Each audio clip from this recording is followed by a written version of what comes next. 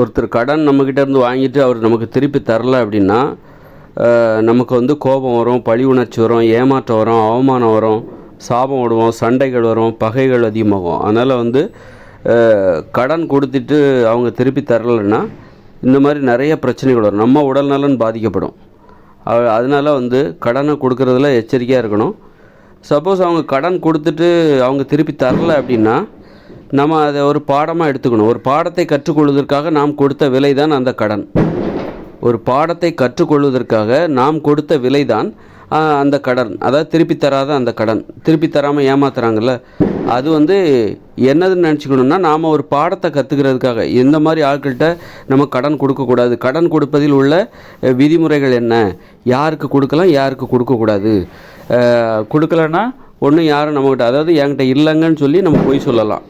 நான் தரமாட்டேன்னு யாரும் சொல்ல வேண்டிய தேவையில்லை. என்கிட்ட இல்லைங்க அப்படின்னு சொல்லி ஏதாவது ஒரு பொய்யை சொல்லி நம்ம சமாளித்து இதை தப்பிச்சிடலாம். யாருக்கு கடன் கொடுக்கணும் அப்படின்னா நாம் கேட்டால் நமக்கு ஒரு தேவைன்னு வரும்போது நாம் யார்கிட்ட போய் கேட்போமோ, நாம் யார்கிட்ட போய் கேட்டால் அவங்க தருவாங்களோ, அவங்க ஏதாவது தேவைன்னு கடன் கேட்டால் மட்டும்தான் நாம் கொடுக்கணும். சும்மா நமக்கு ஒரு தேவைன்னு வரும்போது நம்ம யார்கிட்ட போய் கேட்க மாட்டோமோ அவங்க நம்மக்கிட்ட கடன் கேட்டால் நம்ம கொடுக்குறத தவிர்த்து விடலாம். கொடுத்தே ஆகணுங்கிற கட்டாயம் கிடையாது.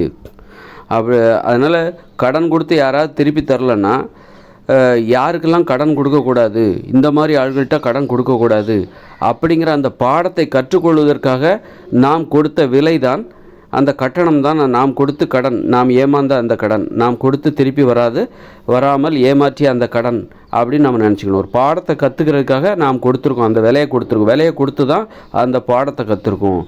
அதனால் அந்த பண விஷயத்தில் வந்து ரொம்ப விழிப்புணர்வோடு இருக்கணும். இல்லைன்னா அது நமது உடல் ஆரோக்கியத்தை பாதிக்கும்.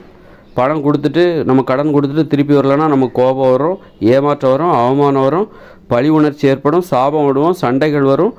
அதனால் வந்து அதனால் எப்போவுமே உடல் நலன் பாதிக்கப்படும். நம்மளை ஏமாற்றிட்டோன்னு சொல்லிவிட்டு கடன் வாங்கியவர்கள் புத்திசாலியாக இருப்பாங்க, அப்போ நம்ம முட்டாளாக அவர்கள் பார்வைக்கு நம்ம தெரிய வரும். அந்த மாதிரி நம்மளை மதிக்க தெரியாதவங்க, ஒரு உதவியின் அருமை தெரியாதவங்களுக்கெல்லாம் என்றைக்குமே அவங்ககிட்ட வந்து அந்த மாதிரி ஏமாற்றிட்டாங்களா அவங்ககிட்ட நீங்கள் அதன் பிறகு இந்த பழகுவதை விட்டுவிட வேண்டும், பேசுவதை விட்டுவிட வேண்டும். அந்த மாதிரி போனால் போதும் அப்படின்னு சொல்லிட்டு அந்த உறவு முறையை வந்து அதன் பிறகும் சிலர் ஏமாற்றிட்டாங்கன்னு தெரிஞ்சு கூட பழகிட்டு இருப்பாங்க. இவங்க ஏற்கனவே கடன் வாங்கிட்டு நமக்கு தரல அப்படின்னு தெரிஞ்சு கூட பழகிட்டு இருப்பாங்க. அந்த மாதிரி பழகுவதை தவிர்த்து விட வேண்டும். நாம் வந்து ஒருத்தர்கிட்ட பாடம் கற்றுக்கிட்டோன்னு வச்சுக்கோங்களேன், நம்மகிட்ட யாராவது கடன் வாங்கிட்டு அவங்க திருப்பி தரல அப்படின்னா அந்த சம்பவத்துலேருந்து நம்ம பாடம் கற்றுக்கணும். அது சம்மந்தமாக நிறைய பேர்கிட்ட பேசணும். இந்த மாதிரி வாங்கிட்டு அவர் திருப்பி தரல அப்படின்னு நம்ம சொல்லி நம்முடைய ஏமாற்றத்தை பலரிடம் பகிர்ந்து கொள்ள வேண்டும். அப்போ அவங்க ஒரு அறிவுரை சொல்லுவாங்க. அதனால் வந்து அறிவுரை சொல்லுவாங்க. இதன் மூலம் நம்முடைய ஏமாற்றம் அவங்க திருப்பி தரலைங்கிறத நம்ம பதிவு பண்ணுறோம். அப்படி நிறைய கடமைகளையும் நம்ம செய்யணும். செஞ்சால் தான் வந்து அதுலேருந்து நம்ம பாடம் கற்றுப்போம். இந்த மாதிரி ஏமாற்றிட்டாங்க அப்படிங்கிற விஷயத்தையே நம்ம வெளியில் யார்கிட்டையும் சொல்லாமல் இருந்தோன்னு வச்சுக்கோங்க, திரும்ப அந்த தப்பு தொடர்ந்து நடந்து கொண்டே இருக்கும். அதனால் ஒரு தப்பு நடந்துருச்சா அதை பலரிடமும் பதிவு செய்யணும். இந்த மாதிரி கடன் வாங்கிட்டு அவங்க ஏமாற்றிட்டாங்க அப்படின்னு சொல்லிட்டு நமக்கு தெரிஞ்சவங்ககிட்ட அதை பதிவு பண்ணிகிட்டே இருக்கணும். பதிவு பண்ணி அதிலிருந்து பாடங்களை கற்றுக்கொள்ள வேண்டும். திரும்ப இப்படி ஒரு சம்பவம் நடக்கக்கூடாது. ஏன்னா ஒருத்தர்கிட்டருந்து நாம் வந்து கற்றுக்கிட்ட பாடம் வந்து உலகத்தில் அதே மாதிரி நிறைய பேர் இருப்பாங்க, லட்சக்கணக்கான பேர் இருப்பாங்க, ஆயிரக்கணக்கான பேர் இருப்பாங்க. அவங்ககிட்ட இருந்தெல்லாம் நம்ம தப்பிச்சிடலாம்.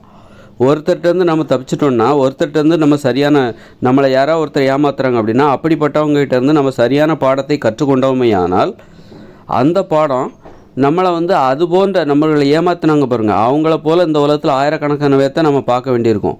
அவங்ககிட்ட இருந்து நம்மளை பாதுகாத்துப்போம். ஒருத்தர்கிட்ட நம்ம கற்றுக்கல, ஒருத்தர் நம்மளை ஏமாத்துறாரு, அவர்கிட்ட இருந்து நம்ம சரியாக பாடத்தை கற்றுக்கலன்னா அதுபோல் நம்மளை இன்னும் பலர் ஏமாற்றுவாங்க. பலரிடமும் நம்ம சரியாக பாடம் கற்றுக்கலனாலே அதுவே பெரிய குற்றம்.